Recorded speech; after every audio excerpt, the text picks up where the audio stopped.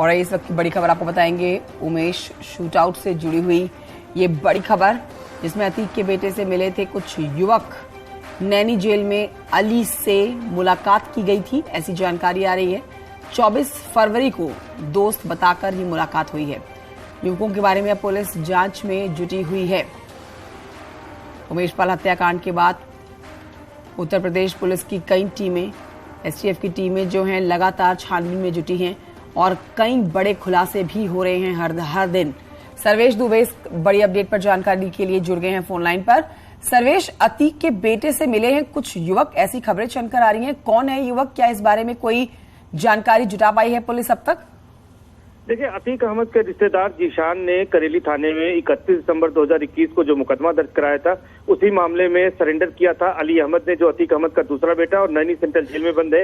ये जानकारी मिली है जांच एजेंसियों को कि 24 फरवरी को जिस दिन उमेश पाल शूटआउट कांड हुआ था, उस दिन कुछ युवक नैनी सेंट्रल जेल गए थे, जिन्होंने अली से मुलाकात की थी और मुलाकात के समय खुद को अली का दोस्त बताया था। और उसी दिन शाम को घेर कर उमेश पाल की हत्या कर दी गई बम से और गोलियों से भूनकर। और इस मामले में अब जांच की जा रही है और जांच एजेंसियों को जो जानकारी मिली है उन तमाम युवकों के बारे में पता लगाया जा रहा है। और उसके बाद से 3 मार्च को ही अतीक अहमद के वकील जो है वो अली से मिले थे। इसके बीच में कोई और व्यक्ति नहीं मिला है 24 से 3 मार्च के बीच में। तो अब जांच एजेंसियों की शक की सुई उन तमाम युवकों पर भी है कि आखिर 24 को वो कौन लोग थे, किन किन व्यक्तियों ने मुलाकात की थी अली से और क्या बातचीत हुई थी। सीसीटीवी फुटेज जेल के खंगाले जा रहे हैं। इसके साथ ही साथ जो भी तमाम जानकारियां हैं, अली से भी इसमें पूछताछ की जाएगी और आगे की जानकारी हासिल की जाएगी कि आखिर वो कौन युवक थे और किस उद्देश्य से मिले थे। और चूंकि उसी दिन शाम को उमेश पाल की हत्या कर दी गई थी, तो इसलिए भी शक गहराया जा रहा है जांच एजेंसियों का कि आखिर वो कौन से युवक थे, उनकी जांच पड़ताल की जा रही है। जी ठीक है सर्वेश दुबे, शुक्रिया आपका जानकारी के लिए। नजर बनाए रखिए इस खबर पर। तो लगातार पुलिस जो है छानबीन करने में जुटी हुई है। अब ये भी एक बड़ा एंगल आप कह सकते हैं कि जो नैनी जेल में अली के साथ मुलाकात की गई है, आखिर ये लोग कौन थे। अब इन लोगों को भी पकड़ने के लिए, ढूंढने के लिए पुलिस की टीमें कार्रवाई में जुट चुकी हैं।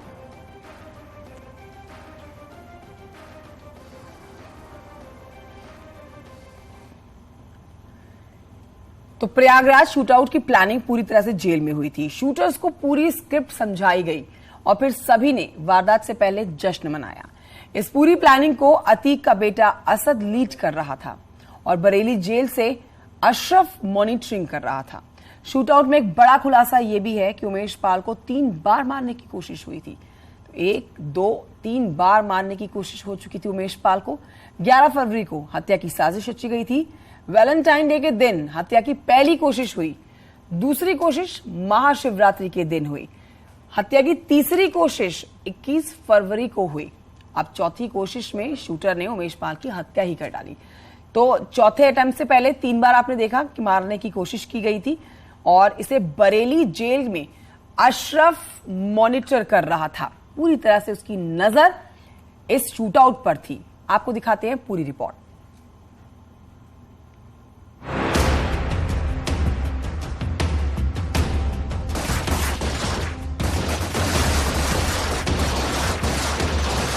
प्रयागराज शूटआउट को अंजाम देने वाले ये शूटर्स अब भी पुलिस की पहुंच से दूर हैं, जिसने बमबाजी की और ताबड़तोड़ गोलियां बरसाकर गवाह और 2 सिपाहियों की हत्या कर दी।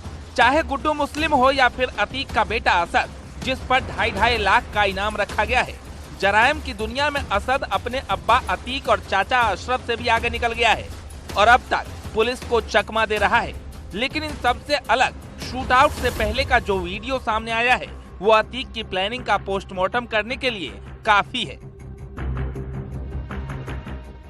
उमेश पाल की हत्या से पहले शूटर गुलाम ने हुक्का पार्टी की थी। कुछ दिन पहले ही शहर के राजापुर इलाके में अपने दोस्तों को हुक्का पार्टी दी थी। हुक्का पार्टी का वीडियो सोशल मीडिया पर वायरल हो रहा है। पार्टी में शामिल गुलाम के एक और दोस्त ने ही अपने सोशल मीडिया अकाउंट पर वीडियो पोस्ट किया था। हुक्का पार्टी में 8 लोग हुक्का पीते नजर आ रहे हैं और वीडियो गुलाम खुद अपने मोबाइल फोन से बना रहा है। उमेश पाल शूटआउट कांड में शामिल एक शूटर मोहम्मद गुलाम ने शूट कांड के पहले एक हुक्का पार्टी दी थी।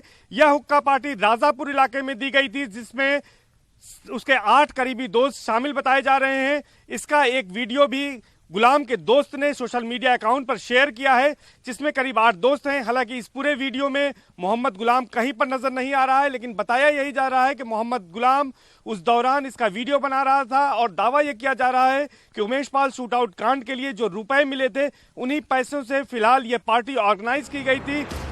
बरेली जेल में बंद अतीक अहमद का भाई अशरफ भी शूटआउट की प्लानिंग में शामिल था, जिससे जुड़ा एक वीडियो भी सामने आया है, जिसमें दिख रहा है कि अशरफ पुलिस हिरासत में खड़ा है और पान खा रहा है। और इस वीडियो को उमेश पाल हत्याकांड से ठीक पहले 20 फरवरी को सोशल मीडिया पर अपलोड किया गया था।